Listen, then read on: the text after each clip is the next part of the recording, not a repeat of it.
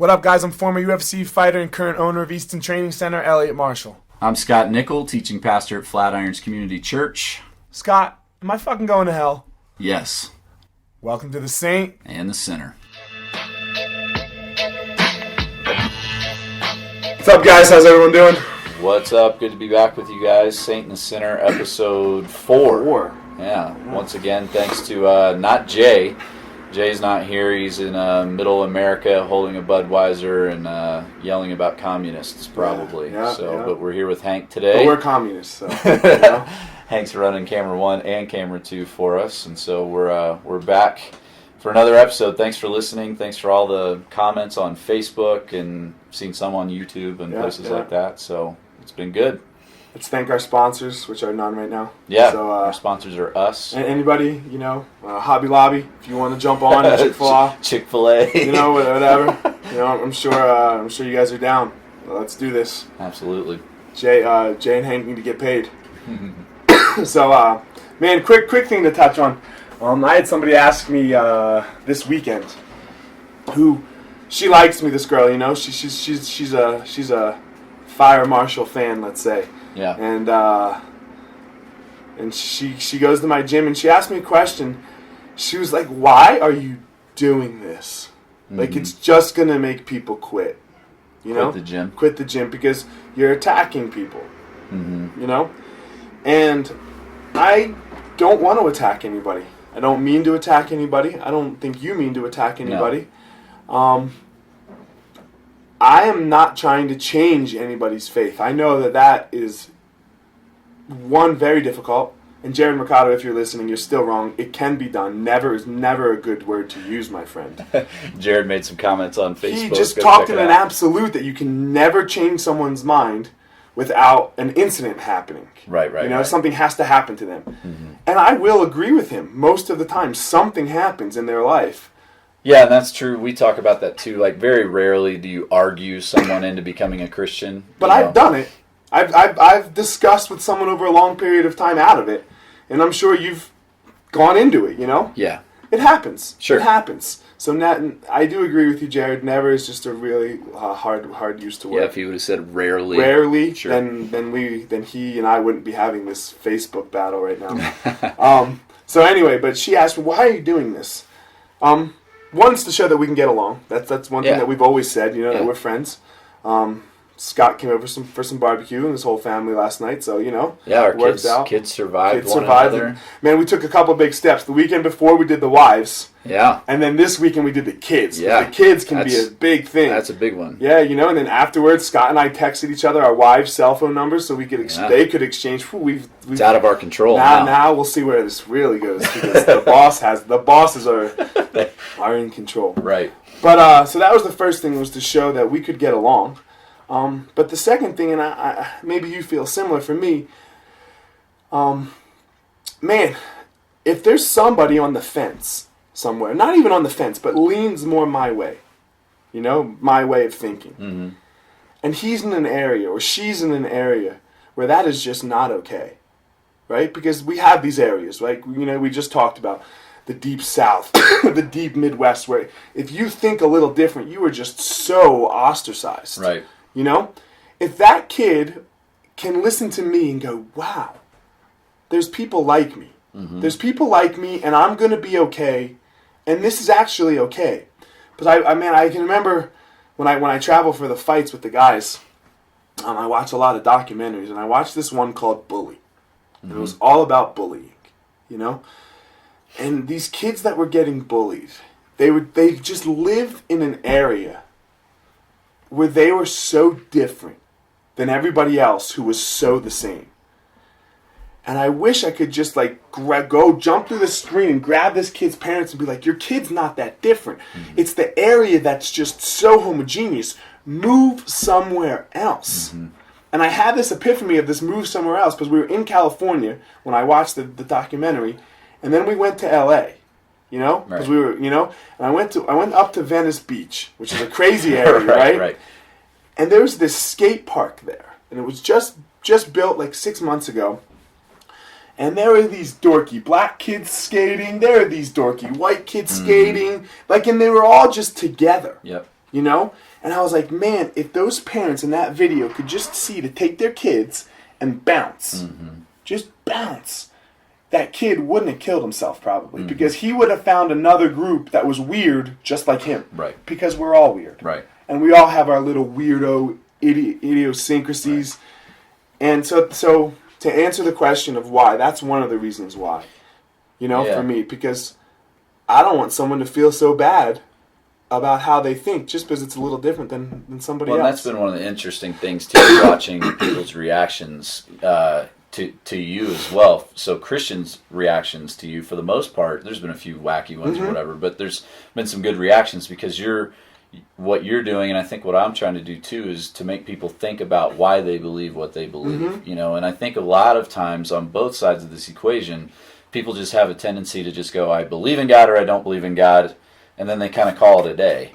You know what I mean? They don't really think through why do you not believe in God, or why do you believe in God? Why are you a Christian? Why are you not? You know, whatever that is. It's worth knowing why you believe what you believe and challenging yourself. I think you believe stronger, right? When you know why. Absolutely. And you know, for Christians, we're told to always be ready to give a reason for the faith that you have. You know, it's in 1 Peter. So for the Christian, they should always be asking these questions, and they should always be engaging with these questions, you know, and I think that's true just for people in general. Don't be lazy. It's worth knowing why you believe what you believe. Doesn't mean you have to have all the answers, but it's at least worth asking some questions and going down that road. So I would say the same thing. I think that's worth demonstrating, and if we can challenge people to think, that's always a good thing. For sure. And one, I'm not trying to change anybody's faith. Like, I'm not trying to wreck your world, you know? I get it. I get how some people have to believe, because it keeps them on the straight and narrow, you know? And for sure, I'm not trying to wreck their world, you know? Man, please just keep being a good person and doing what you're doing, you know? Yeah. Don't go back to something that you might have been doing in the past, you know? Yeah. And for you, what you just said on the belief thing, I know I joke a lot about my wife and my love for my wife, right? And don't get me wrong, I don't believe in this concept of, I'm so in love, right? I don't even think that exists. I mean, butterflies and unicorns. It does in your stomach, you know? Yeah. It does when you're 17. Right. You know? But that wasn't real. You know, so when I joke about doubting whether I love my wife and she doubts about whether she loves me, that's what makes the love actually true. You know? Because you've been through this up and down crap. Right. Because, you know what I mean? That's what makes something actually valuable. Yeah. You know? Yeah, when you go through the tough stuff, man, like, I mean, I look at my wife and go, love you a lot more having had 4 babies and moved across the country and gone through tough times. You know, that's way a much deeper love than that, like, fluttering feeling in your stomach. Having this period where you might not like them. Right. You know what I mean? Right. You're like, you know what? I really don't like you. And maybe that period's a month. Yeah. Or however, or a day. Who knows how long that period is. But that you stick through it. Yep. And you're still there. Well, belief is kind of like that a little bit. What you think, your thoughts, you know? Because, like, man, of course it's hard. Yeah, you push through the hard stuff and it comes out the other side. It's more refined, right? Yeah. Yeah. You know?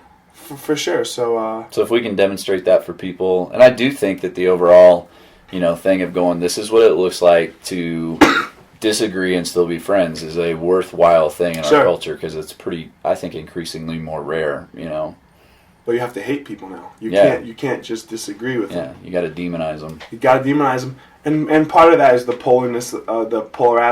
polarity of the country. Yeah. With these shock clips, you know, with Twitter and Facebook, where, like, when you want to get recognized, you just say something crazy, and then there it is. Yeah.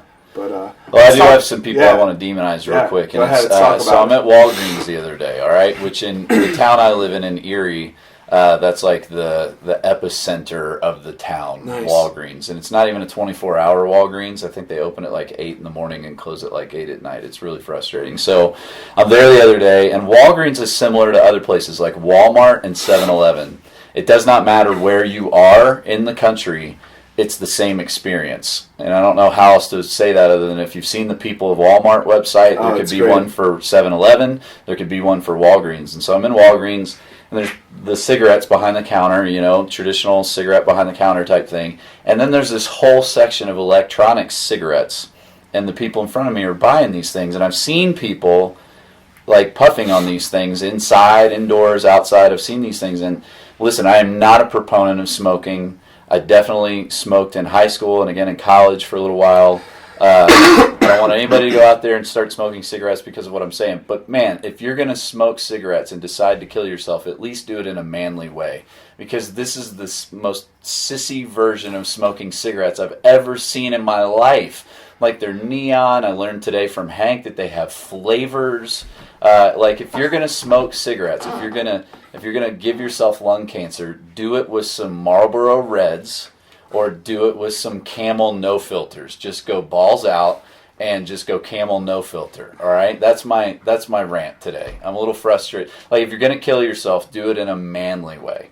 So it's Scott's turn this week to be hated. Man, I'm just saying. Don't smoke cigarettes. nobody go out and smoke. But if you are, you better be smoking some manly cigarettes. Someone's going to take a snippet of that, right? Your boy that we just talked about a second ago. They're going to take a snippet of that. Pastor of Flatirons, go smoke manly cigarettes on YouTube. 5 minutes. Yeah. See, I grew up in Kentucky, right? Mm-hmm. So tobacco, is a big deal. It's a big industry, and I remember in my sophomore year of high school, one of my smoking phases, and me and a buddy, if he's listening, his name is Dave Campbell, we smoked these Camel no filters. We just thought we were big, tough guys smoking these things. And he had this goofy Subaru car where the seatbelts when you got in came up this electronic track. Oh yeah, I remember those things. We got into his car one day and he's smoking his cigarette. We're both smoking and the seatbelt came up and pinned the cigarette against his neck and wouldn't let it off his neck, and he's screaming and yelling because he's getting, his flesh is being burned. Did he have a tick on, so I was trying to burn the tick off? Yeah, we were talking about this last night at dinner. I have vivid memories of being a kid and having a tick on my head, and my whole family going through my hair with trying to burn it out with cigarettes. There's nothing more redneck than being 6 years old and having your aunt stick a cigarette on your head. Yeah, that's a good one. That's a good one for sure. What other current event topics are I wanted to talk about the Redskins issue. Did you see some of this? I didn't. Man, you told me about it. I didn't look too much into it. What happened? Well, so they declared it not cool, right? Yeah, but it doesn't really mean much because they still have the rights to their name and their trademark. Right. So it's going to continue to be in court. But the interesting, there's two things to me that are interesting about the Redskins. One is, I think it's pretty obviously a poor name choice for this day and age. The name, if we had a team called the Blackskins, I don't think very many people would be standing in the aisles going, "Hey, let's keep that name." It's the exact same thing. It's the Redskins. Yeah. Now the reality is, it all comes down to money. It's 100%. a trademark. It's one of the biggest trademarks in the country. I think behind the Cowboys and the Giants has to be up there. Yeah, the Giants. There's a couple Lakers. Big sports trademarks, but Redskins is a big one. So you're talking about merchandise. You're talking about, this isn't the same as St. John's changing their name from the Red Men back in the day to the Red Storm. Sure. That's a school. It's smaller. Their merch is not as big of a deal. So I understand that there's a lot of money at stake, but at the same time, I do kind of go, that's a pretty bad name. Yeah. It's not cool. It's not a cool name. It's not cool. It's not cool. It's probably gonna get changed. I think eventually it will. It's probably gonna go down that route where it's got to go. Yeah. It's got to go. And I should probably feel more strongly about this issue. But you think you should? I think I probably should.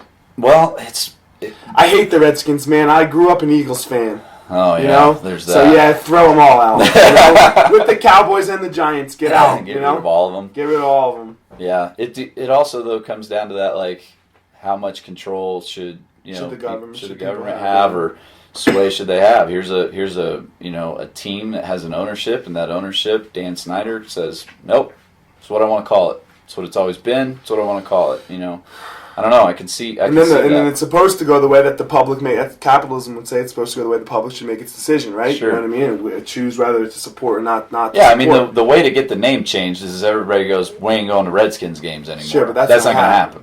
This is not going to happen. The NFL's too large of an industry. Yeah. Billions of dollars. Yeah. 10, I think, right? I'll get to like maybe 11 or 12 in it by now. Yeah, it's huge. It's huge. It's crazy. So I think it's going to take a while. Eventually, it'll probably be changed. Something major would have to happen, I think, to get it to change quickly. I'm trying to think of what could happen. Pocketbook, man. That's the only way I see it. Uh-huh. It's the only way I see it. Uh-huh. I don't know. Let's talk about the UFC, the one coming up in a couple One coming up? All right. Machida, I only know one fight because... Are you talking about the 5th and 6th? I'm talking about the 5th and 6th, yeah, Okay. on the 5th and 6th. Machida and Weidman. Uh-huh. It's an interesting matchup. I was talking to some guys about this the other day. I mean, Weidman's such a kind of bully in the ring. You know, he pushes forward, he hits hard, he's a good wrestler, really good wrestler. But, man, Machida at this weight has looked really, really good. And he has that unorthodox style that throws people off. So I think it's a real contrast in styles. It could be interesting. Nobody can touch Machida is what's really interesting. Yeah. The only one that's ever touched him is John Jones. Yeah. You know? And he's got the crazy range. Yeah, and Machida's lost, I think he lost another fight, too, up at light heavyweight. I don't remember. And our internet's down. He lost to Shogun, didn't he? Yeah. He lost to Shogun. But a very talented strike shooter. Yeah. No, the second one was not. He got knocked out. Oh, that's right. That's the first one. The first one was controversial. But no one's really touched Machida too much. You know, phenomenal strikers have. Yeah. You know, or John Jones. Jones choked him, right? Jones choked him. Yeah. But Jones lost that first round. Yeah. In most people's opinion. You know, like Jones did not win the first round. Frustrated because Machida can keep that distance. You know, and that distance is just. With that weird karate stance he takes. You know, it's crazy. You know, it's really crazy. So who do you think's will win? I'm going to go Machida. Are you? I am going to go Machida on this one. I don't think it's going to... If Weidman gets him down, I think Machida's in a lot of trouble. If Weidman can consistently get him down. Yeah. Because it's 5 rounds, right? He's got to consistently get him down. Yeah. He He consistently got Anderson Silva down. No, just once. In the first fight? Just once a fight. And Anderson got back up. And that's when once Anderson, remember in the first fight, he got Anderson down. And then once Anderson felt like he could handle on the ground, that's when Anderson got back up and started doing all his craziness and got knocked out. In there. Yeah, you know? And then he got him down in the second fight. And then again got back up, you know? But yeah, so we'll see. He's got to consistently get him down. Because I think it... Talk about a streak for Weidman, man. Having to fight Silva twice and turn around and fight Machida. That's what happens when you're the champ. Yeah. That's what happens when you're the champ, welcome right? to the big leagues, bro. And this is why I think Anderson... So I got into a discussion with somebody... This is an epic story. So Tyler Turner and I, my buddy... Tyler has... I have some hilarious weight cut stories with Tyler. Yeah. Because he doesn't cut weight very well. He doesn't cut weight very well. He doesn't cut the last couple pounds very well. That's interesting. And there's no offense to all my new fighters, I don't cut weight with any of my new fighters. Like I'll sit outside the sauna and watch them cut weight, you know? Yeah. But there's a couple dudes that I've come up with the whole time that I'm going. Yeah, we cut weight with Cody together. Yeah. I'm gonna go sit in the sauna. Yeah. You know? Except Cody, I felt really bad because I snuck a banana while we got him out of the sauna and put the towels on him and stuff. And then we're in that spa and they got all those bananas. And I was like so hungry and we're cutting weight. And I tried to like cram this banana into my mouth as fast as possible. And he looked up right as I did it. And I felt so bad. His weight cut wasn't bad, so it wasn't terrible. No, he was okay. He'll be all right. Yeah. And we were in the nicest spa ever. Yeah. With Cody's weight cut. Yeah, and it's funny because there's all these fighters in there, and then there's all these like rich dudes. Yeah. So with Tyler, this last weight cut, it took 8 hours. That's crazy. That sounds horrible. 8 hours, and I'm in there the whole time. Yeah. So I'm cutting weight lost too. 20 pounds. He looks at me and he goes, "Dude, you've got to drink something. There's no reason for you to get sick. If you get sick, then what are we gonna do?" Right. And I was like, and because I never tried to, you know. Yeah. And I was like, all right, he's right. I can't be out of commission. You know. So after 4.5 hours, I did have something to drink. Yeah. You know. But so we're in there, and you know, we wait, and I know Tyler cuts it slow, and we're in there, and we step on the scale after 3 hours, and you would like to be, you know, if you have a 9-pound weight cut, 3 hours, you would like to be most of the way there.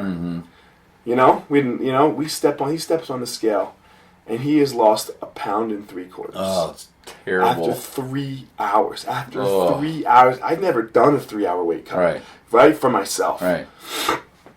So I'm just like, oh my God. So I'm angry. Yeah. So I'm like, we're going to be in here for 8 hours. You know? So I get back in the sauna. We get back in the sauna. This dude sits next to me, and people say some dumb things. Yeah, they do. I experienced that. They just say some dumb things to you when you're in there. And this guy said the dumbest thing possible at the dumbest time possible for him. He looks at me and he goes, you know, you guys fight? And I'm like, oh, you know, he does. You know? And he goes, what do you think about Anderson Silva? And I was just like, oh no. Oh no. This is going to go badly. It's going to go bad. And he goes, I just think he was overrated, man. And I was like, dude. I was like, you know what, man?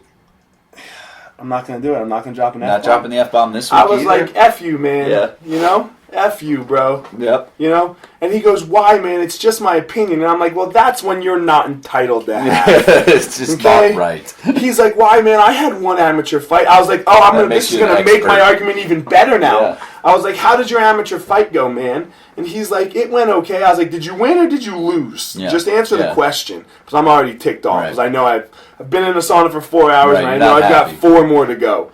You know? And he's like, I was like, how did your amateur fight go? He's like, oh, it went pretty well. I won. I'm like, yeah. I was like, if you fought that, I was like, and that guy sucked, right? Yeah. I was like, did that guy suck? He's like, well, yeah. He's like, what do you mean? I was like, was he any good? You know? Right. And he goes, no, he wasn't. I was like, if you fought that guy 10 times, how would it go? He's like, oh, I would definitely win 7 of them. And I was like, oh, really? Okay. You'd go 70%, huh? He goes, yeah, it's pretty good, don't you think? And I'm like, yeah, it's really good. I was like, Anderson Silva won 17 fights in a row against the number 2 guy in the world. Yeah. And he made him look like shit. Yeah. He made them look like they sucked. Yeah. Yeah. You know? And I was like, and you're telling me Some that he was of them overrated? More than once. Yeah, multiple of them more than once, you know?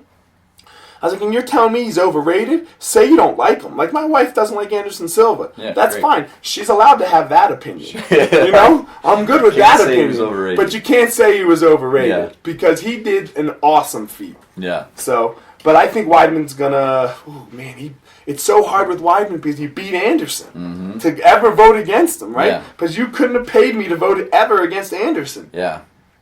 And I thought he was, in that second fight, I thought he was clearly beating Anderson up. Yeah, but he was in the first fight, too, in the first round. Yeah, that's true. Anderson doesn't care about the first round. That's definitely true. He does not care about the first round. He uses the first round to just, like, feel you out, and then he comes and just makes you look like a child. Yeah. You know? Freaky circumstances in both fights. Freaky circumstances in both fights. Yeah. I feel bad for Weidman for that sense. Yeah, because it's still, the legitimacy thing is being questioned. And I don't question it now. After the first one, I was kind of like, well, let's see what happens when Anderson takes him seriously, you know. Yeah, but he took him seriously, and he was winning a little bit, but it wasn't like, it was like, oh my Lord, Anderson could never come back from that. And then he has this freakish thing we've only seen happen a few times in MMA. Yeah. So anyway. So, you know, as far as questions and things this week, we got a bunch on Facebook. And your boy Ian Lieberman set off like a chain of just, and the thing that struck me, and I probably have not read all of the replies because I couldn't figure out. I've gotten to most of them, but not all. The thing that struck me was most people were being, if not all, were being really like civil in the way they were engaging these questions, and there were some smart dudes on both sides of the equation. Making really long points, like there were books written on there, you know. So the question that Ian asked, which we both thought was so good that we thought we'd just go ahead and talk for a little while in this podcast about it was, here's the actual quote. He said, "I love the podcast and it's great that the both of you are doing it. This question is for Scott and any believer for that matter. What, if anything, would change your mind and make you not believe?" And my first kind of response to that was, I'm not really sure. That's a great question, because I was trying to think through what would that actually take. And the more that I've reflected on it, and I think we should both probably answer the question today, what would make you not believe what you currently believe? For me, the only thing would be absolute proof that Jesus didn't rise from the dead. And that's really the thing that Christianity comes down to. If Jesus rose from the dead, that changes everything. If he didn't, that changes everything. Sure. So that would be it for me. So this is a stolen argument. Like, and everybody's arguments are sure. Stolen, we're not. Right? Nobody's saying new stuff. No. Yeah. you know, it's pretty boring argument actually. I don't even know why we're sitting here, you know. So this comes from an argument and from a guy named Peter Boghossian, who wrote a book called Creating an Atheist. And this was, you know, this was a huge question, and I do like the question, you know, because it made me think about what would make me believe. Yeah. You know? But he wants some actual evidence that would be possible. Yeah, right? And you know the possible thing is what yeah, you know, hinges because on. you know, he wants some evidence that would actually be possible, in the sense that that this could happen, and to your basically bones of Christ, right? You want to see the bones of Christ. Yeah, you know?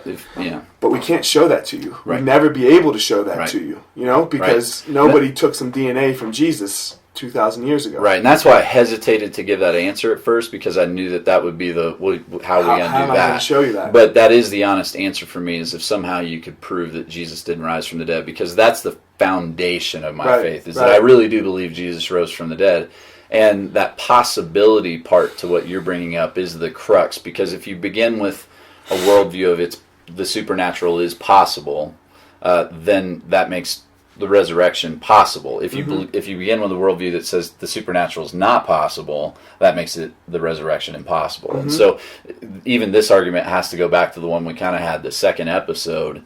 But I would like to say that scientific evidence isn't the only thing that we rely on, and I think I mentioned this maybe it was the last podcast, but there is such thing as historical evidence too, you know, and there is this huge amount of historical evidence. So it's not for me just I just wish it were true. There's a lot of historical evidence that you have to consider about the resurrection of Jesus, and so I would throw these out for our listeners, and feel free to throw this out, but for the story of the resurrection of... By the way, real fast, I am not as sick as I was last week, and I'm still rather calm for everybody, You're right? doing really good. You know, I'm not as sick, so it had nothing to do with Scott's argument. I'm going to prove him wrong again here. It's not because I was sick last week. Go all ahead, right. Scott, So your brain's not been too affected. Okay. So, when you consider that here you have Jesus being crucified in Jerusalem during Passover, millions of Jewish people there, and then you have all these reports of 3 days later, so Friday, Saturday, Sunday, on the third day, that he rose from the grave. If that were to happen in Boulder, and you start, reporting Elliot Marshall, who we all saw get executed the other day, is alive, that would be a really hard story to get off the ground, because all we have to do is go get your body. All we have to do to make it go away is go, nope, there he is, So you have to consider that. Even secular scholars, sure. people who are atheists go, the tomb was empty, or or else they would have produced the body, How can we deny it? Sure. I'm not going to sit and argue with you whether the tomb was empty. Right. But it was so easy. So for you, when I die, right? When I die, my body's going to go through this very kind of institutionalized process, just like Jesus's did. Yeah, they prepared it. They did everything. You know what I mean? They did everything. But when I die, so you compared it to me, right? I'm going to go to the hospital. Someone's going to take me to a hospital or a morgue or something of the sort, right? There's going to be a doctor that checks me in, right? My body is not going to leave until it goes to wherever my funeral is going to be held. By the way, I don't want a funeral. I'm on my dad's side. Throw a party, man. I'm with you on that. Don't have a funeral. Be I guess be sad if you want to be sad, but I live a great life. I hope I continue to live a great life. Just be happy that I lived a good life. Throw the party. Yeah. So let's have a party, please. Please don't. I don't want a bunch of people crying because of me. Yeah. I'm going to go to the morgue. Yep. I'm going to have my funeral and my party. Yep. Right, and then I'm going to go 6 feet into the ground. Right, in a box. Right. So you're going to have to exhume this box. This is a process, right? Where they just had to move some rocks, and anybody could have gone and taken that body. Well, and think, you know what I mean? And I'm not going to say that Jesus wasn't there. Sure. So you do have to account for why was it empty then, because you have a huge stone that's rolled in front of a guy named Joseph of Arimathea's grave. So it was a rich guy's grave that they put Jesus in. Joseph wanted Right. to get And I don't him know his the grave. history as much as you Yeah, do, I'm so sure. so we know a little bit about the process. You know, Right. one, we know that Jesus died. Like there was a theory No, we're that not. went. Yeah, no. There was a theory that went around for a while that he didn't die. die, and that's just silly. You know, I mean, crucifixion is one of the most brutal, if not the We're most good. brutal. We're Yeah. good. We're good. So we know he if died. anybody wants to argue the non-existence He of Jesus swooned or- because he was still Oh. alive, please go watch another podcast. Yeah, Jesus existed. Not very many people He existed wanna- and he died. Yeah. So we know he existed. We know he died, and then we do know a little bit about the process. So this guy named Joseph of Arimathea says, "I want to take him down off the cross before the Sabbath begins and all that kind of stuff." And so they get him down off the cross. They at that time they put burial spices around somebody to try to that was their embalming procedure, and it weighed a lot. Like some reports say it weighed somewhere in the neighborhood of like 100 pounds of like embalming spices and things like that. So even this idea that some throw out of like maybe he regained consciousness, and come on, man, Stop. Stop it. You know. So anyway, You have to make good logical arguments. Yeah. Right? If you can't, Yeah. if I'm going to sit here and tell you that the world was created by a monkey, yeah. you know, and the monkey came first and made Right. the way, you know, it's Right. like, come on, it's just Yeah. a dumb argument. So we do know that he was buried, and then we also know that they asked to put Roman guards in front of the tomb because they were specifically afraid that his disciples would steal the body, because he had said, "I will die and I will rise again." You know, so they knew that he had been telling people this before he died, and so they knew that that would create opportunity, and so they put Roman guards in front of the tomb, and yet the tomb turns up empty, and nobody can give an account for why. And so then you have to ask, okay, so how did it get empty? So you can go down the route of, you know, obviously the Romans had no reason to ditch the body, because now they have this disturbance on their hands that, you know, Jesus rose from the dead, and that was the last thing they wanted to deal with. They're the ones who executed him. Sure. You know, the Jewish people certainly don't want to steal the body, because that's only going to continue to spread this thing. Only his people. Only his people have any motive to do it. So then you have to go, could they have done it? And then if they did, you have to go, okay, so I could understand his disciples. I am going to stop you, though. Go for ahead. 1 second. It became the most powerful crux in the whole world. People controlled whole nations because of it. Later, I'll agree. You know what I mean? But in the moment, so you got a guy like, let's just take Peter, for example, Jesus' most famous follower, right? Right. So, but in the moment, for those guys, the original disciples who followed Jesus, lived with him, walked with him, you know, the whole 9 yards, if they're the ones who stole the body, and they go, he's risen, he's risen, he's risen, we saw him, we ate with him, we hung out with him, we fished with him, all the things that they reported. And you know, by the way, later it's reported that there are about 500 people who were eyewitnesses of Jesus after he died. He was resurrected. Why would they carry that lie to the point where, number one, they don't gain anything other than pain and suffering for the rest of their life for it? These guys are tortured, they're beaten. History tells us later that Peter's crucified like Jesus, hung upside down on a cross. Why would they carry the lie? Why would they carry the lie You if they saw know it's a Waco lie? in '93, right? Which I understand if you're a believer in something that you've been lied to. Like you've been lied to, I get it. You know, so David Koresh, you're telling me you're the Messiah. They would have these people, believe but you. you can see these people would do anything. These people that fall in love with these, let's just call them all messiahs, right? These, Right. I don't know. That's probably offensive. Well, he claimed himself to be a Messiah. What would we call these cult leaders? Sure. Okay. Yeah, Jim Jones. Yeah. They would do anything, and this is my problem with belief, right? Because belief is a state of mind, and these people, and when you believe, I'm not saying that you don't believe, Yep. right? Man, my wife told me not to do this, right? But like, and I'm not comparing people of today with like a schizophrenia or something. Yeah. Right? But back then, you know what I mean? Like the people that are so convinced that this happened, right? That he rose from the dead, because they so believed in Jesus. They so believed in what he was teaching. We see it all the time. Jesus wasn't the only one, you know, that had these crazy believers with him, that would have believed every single thing that he said. and would have made it possible, because we see people make it possible today. We see this recollection. Momentum. You know what I mean? Like what happens of when you get these believers of something and what they will do because of it. Yeah, and I understand more so like the second And please generation. don't anybody ever think, I'm not calling anybody or you schizophrenic, right? Yeah, you know what I mean? Totally get I'm that. sure we're going to get this, though. Sure. Because people are going to be like, oh my God, he called us crazy. He called us nuts. No, I think that like when you look at like David Koresh, because I was thinking about this, and I was thinking about Jim Jones in Jonestown, all these mass suicides, in Jonestown. It's not how it went down, and well, who knows what went down in Waco. But I understand kind of the second, third generation people who are told like this is what happened. Now they believe it, and this is what you have to do because of it, and they believe a lie. Like I get that. The first generation people who absolutely know this is a sham, bro. Like I mean, you see it with Watergate, you see it with other things like.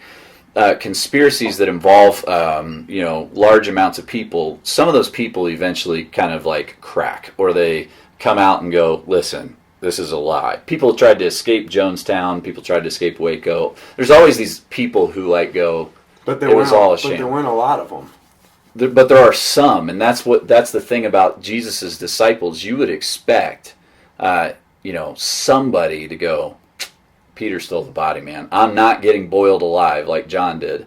I'm not getting boiled alive for something I know is a lie. Now, can I ask you a question? Yep. Was this in any of the books of the Bible that they chose to burn?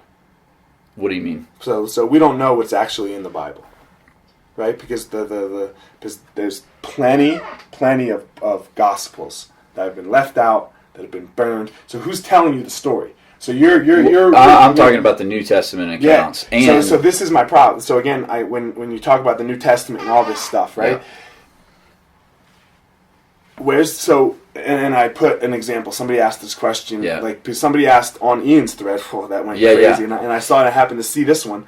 Was somebody was like, the New Testament says this, right? And this is part of my problem with believers is that, man, you use the New Testament as both your hypothesis and your evidence. Mm-hmm. And that's not, and it's the only, and belief in like religion specifically is the only thing where we're okay with that, right? So when Darwin wrote his book, and I come back to evolution all the time, sure. Right? I know, I'm sorry. When Darwin wrote his book, he couldn't just say, because my book says so. Right. He had to go show the evidence. Right. And if he was the only one that said that, if no one else would have ever done any research on what Darwin did, we probably wouldn't believe. Yeah. Right? Hold on, Go ahead. So I kind of want to make 2 points with the belief thing, right? Yeah. So we probably wouldn't believe, but everyone came back and did a bunch of research. Millions and millions of people, right? Have done research on the evolution thing and gotten the same exact results as Darwin. Or right? expounded upon them. Sure. And it's all held true so far. So that's what evidence is. Well, and that's first of all. That's a scientific way of looking at it versus a historical way of looking at things, which is a different methodology, but a methodology but more people have to confound that evidence. And we talked last week about eyewitness testimony and how much bullshit that is. Can be, sure. You know what I mean? How much absolute bullshit that is. So why do but we know this. You know what I mean? We know that eyewitness testimony is not accurate. Well, right? But again, what you also have is this religion that sprouts up in the middle of Jerusalem and then spreads to Judea, the surrounding region, Samaria, just north, and then starts going all over the place. Yeah. And you got people who were alive during Jesus's supposed, death and resurrection in Jerusalem, and you have all these people who are now believing this, and you have these written documents that start to circulate within the time period that the eyewitnesses were still alive. Mm-hmm. So it would have been really easy to just go get a bunch of people who go, it didn't happen, man. We were there. It did not happen. So you have usually like myths and legends and things like that. They cannot get off the ground during the time period that they actually were reported to have happened, because you have eyewitnesses and go, it didn't happen. They get off the ground hundreds and hundreds of years later. So in one point I want to make, but I do think this should be another podcast sometime, when we talk about all those other gospels and things like that, you're talking about, the History Channel and other channels on television have made a big deal out of going, we found another gospel.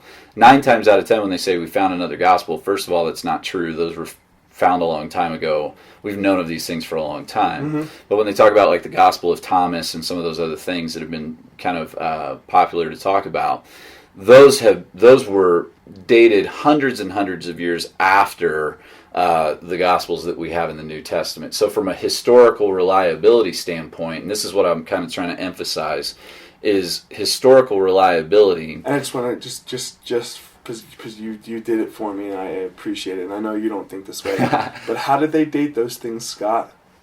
With scientific evidence, you're absolutely right. So the Earth has got to be greater than 6,000 years old. I'm totally cool with the Earth being greater than 6,000 years old. Perfect. As long as we're on the same page, as long as we're on the same page with that. Yeah, that does not bother me. All right, that does not bother me. But the same evidence. There are historical ways to date those things too. So there's things that inside of those documents that tell you that was written hundreds of years later. So it's both. It's scientific and historical. But the scientific is what gets us. You're not going to get me to argue about the age of the Earth. I'm just talking about everybody else that goes to the listeners that think the Earth is 6,000 years old. All right. Okay. So this is for their benefit, not for mine. So you got this historic evidence, that the Gospel of Mark, basically was circulated within 7 years, of Jesus. And then you have Paul's writings, which were even closer. And so you have a lot of historical things that are super solid that you have to deal with, because we know the tomb was empty, but they're not super solid. Well, I would say they are, and that's why this is where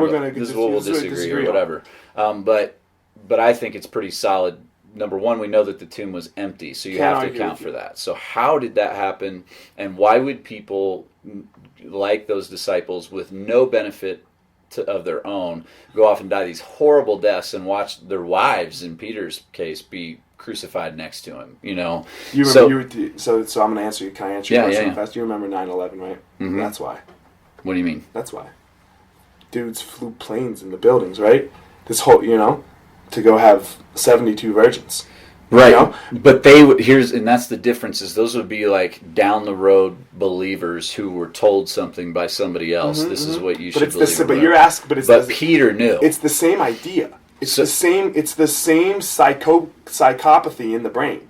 No, but what I'm saying is it would be like the 9/11 pilots actually knowing it was a lie. No. Oh. It'd be like them saying, "I know this is a lie, and I'm going to die for it anyway." Uh-huh. That would be like Peter stealing the body and then dying the way he died.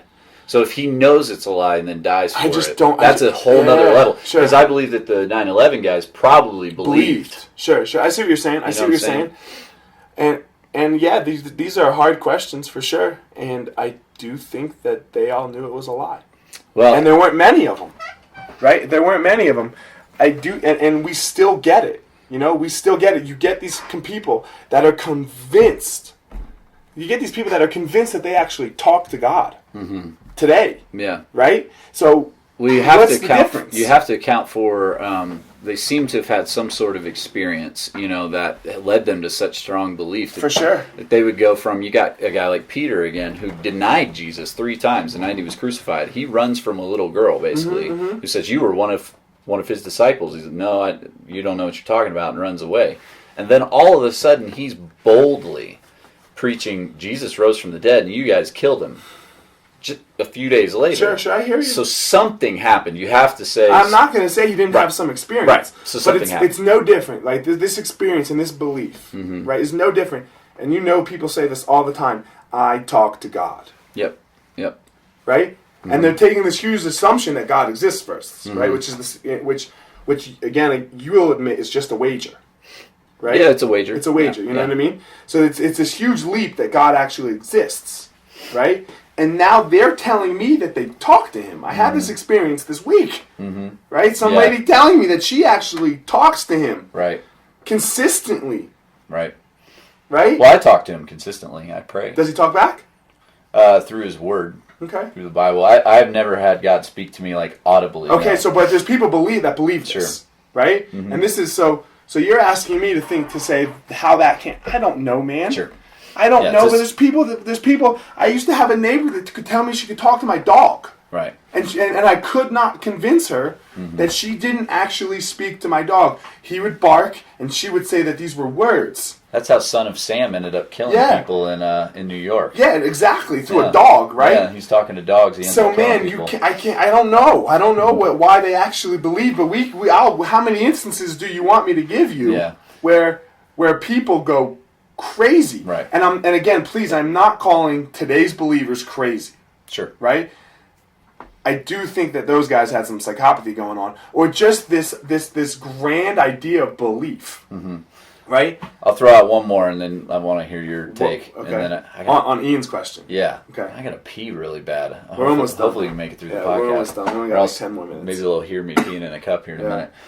So the one other thing I would throw out would be this guy named Paul, who wrote most of the New Testament. His name was Saul. He was a Jewish guy, Roman citizen, Pharisee.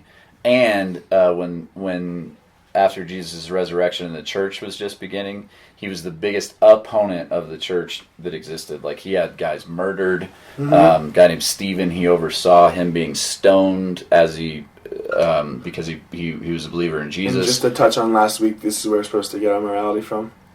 No, this is a guy who was a Jewish guy attacking the Christian church as it's getting off the ground. It's the same beginning of the book, right? Well, hang on. Let me finish, and then we can circle back to that. Let's not. We did that last week. Okay, all right. So you got this guy who could not be more opposed to Christianity. That's the only point I'm trying to make. He is zealously against Christianity, and then he flips. Yeah.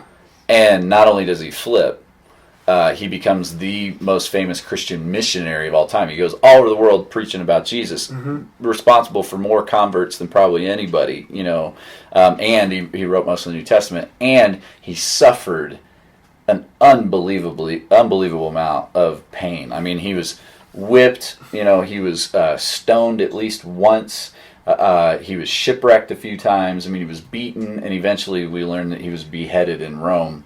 Again, he goes from he was an up-and-comer. He was a student of Gamaliel, the most famous rabbi of his day. He was going to be like legit in the Jewish faith. Right. And he flips like the most unlikely guy ever. Yeah. So again, in the Bible reports that he had this encounter with Jesus. So why would a guy like that flip, and lose everything he had going for him? Yeah. And he's a genius. Yeah. And not only do Christians look at Paul's writing and go, man, this was done by a genius. Non-Christians look at books like Romans, like we talked about last week, and go, man, this guy was brilliant. I should read Romans. I haven't gotten it yet. Good The one. Bible's so long. It is long.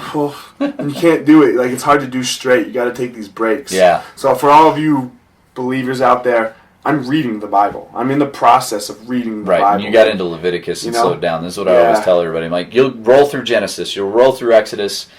And then I got through Leviticus. I got through it. Yeah, man. That was terrible. That was so terrible. Like, don't put your cloth here while doing. Oh my Lord! How anybody got through that twice? I don't know how many times you probably had to read that thing. Man. Oh my Lord! But so anyway, I do read all these books about my side, but I do, and this isn't for you. You knew this already. Yeah. I do read the other side as well. Yeah. Which I think you have to make any argument. So what was your question? Your question was, you guys have, and let me tell you, you guys have the best faith of all of them out there. You have the best. Oh, you mean like Christianity on the spectrum of other religions? Yeah, it's the best. It's the best. And it comes back to what we talked about last week, and then I'll answer what would make me believe. What choice do really bad people have? So you and I, right, we're pretty relatively good. Right? So it's kind of, you can see how I won't believe and you will believe, right? What choice did Jeffrey Dahmer have? Yeah. Right? Yeah. The only way to be certain about himself was to go to Christianity. Because it's the only one where you can do whatever you want and be cool. Right? All the other ones don't have grace. Right. All the other ones are based on your works. Right? So man, when you do bad works, and we talk about this like good and bad thing and who's going to judge us, well, I'm going to judge you. And we all judge people, right? We all do. We might not judge them for the eternity, but we judge them. Yep. When you do bad stuff, right? When you do really bad things, you don't really have a choice. It's the best option on the table. Yeah, it's the only option on the table, man. On the table, man. It's the only option on the table. Yeah. Because if you don't go that way, and if you don't really go that way, and I think they really go that way, like they get themselves to really believe in the brain, and and this is what the brain is capable of doing. What else can you do, man? So what could this guy? What was his name? Saul. Yeah. Or Paul now. What could he have done? He killed people. He stoned people, and now you've got someone coming and saying, "It's all right, man." But he was supported in doing I know. I know he was supported. Yeah, but then he wasn't going to get in trouble. Yeah, I hear you. But then you can imagine if someone said, "Dude, this will all be forgiven." Yeah. Because we all know, we all have this inside of us that killing people's not cool. Right, and he later says, let it be known, Jesus came for sinners, of whom I am the worst. Yeah, it's great. He's the best, he's the ultimate. He's the ultimate guy, right? Yep. And we all know how, and so it's kind of political as well, right? And we all know how religion and politics run. And we just said it before, just like the Redskins get run, they get run by money and power. Which is why Paul got beheaded by Rome. Yeah, I hear you. Right. So, what would make me flip-flop? Yep. What would make me flip-flop? Yep. I think I know the answer. But you know the answer. Yeah. And it's supernatural. Yeah. It would have to be supernatural, right? Right. You and I, or me and anybody, would have to. I could not be there by myself. Right. Right. You don't trust yourself. Yeah. You could have ate a bad mushroom or something. Man. Yeah. The sky would have to open up. Yep. And tell me what the truth is. Yeah. Right? The sky would have to open up and tell me what the truth is and say, Elliot, here it is. And you would have to be sitting there, because if I saw this by myself, I'd be going to Bellevue and checking myself into the psychiatric ward, man. Yeah. It would have to say Elliot and Scott. Right. And I'd be like, damn, son. Right. And this goes back to what you were talking about with your story with Canaan that a lot of people wanted to engage with you on. That's kind of what you were looking for in that moment, was something supernatural, some sort of supernatural experience that would have told you, I'm here, I'm there, and you need to believe in me. You wouldn't even have to tell me you need to believe in me. Just say I'm here. Just say I'm here with you. Just like as you as religious people claim. Yep. I got you. I get it. I got you. And there have been a couple comments that I wasn't open. I was unconscious. Yeah, and I don't dig that response, and I think I even commented back to a couple people, like, if you believe in God, you have to believe that God's perfectly capable of making himself abundantly clear whenever he wants. So, my response would be, God chose not to do that in that way in that moment, I don't know why, but the reality is, in the course of human history, and this is probably another podcast too, like, people ask me all the time, how come all these miracles and supernatural things happen in the Bible, but we don't see it now? And we have this misnomer that because you see it all in one book, it all happened at one time. Well, it didn't. It was, I get it. That kind of thing. So, anyway, but I agree. God could have, if he wanted to, he could have if he existed. You conclude you can be completely closed to him. Right. And then he can make himself known. Yeah. Paul's a great example of that. There it is. We just went over. He couldn't have been more closed. Sure. And there was supernatural intervention in his life that changed him. That's what the New Testament reports. That's what it says, right? Yeah. So, So there you go. Ian, great job. Good job. Great questions. Yeah. So he works down at... he's the GM of the Denver school. This is a funny story how this all got started too, and then we'll close on this. Yeah. So he sees me answering all these people's, questions. And then I pull him over for one. I was like, man, what do you think about this? Because he and I, we obviously agree. And he goes, what do you think about this? And he pulls me, and I pull him over. He's like, wait a minute, dude. He goes, that's a Facebook page. And I'm like, yeah, man. He goes, is it public? And I'm like, yeah, man. Here comes some F-bombs.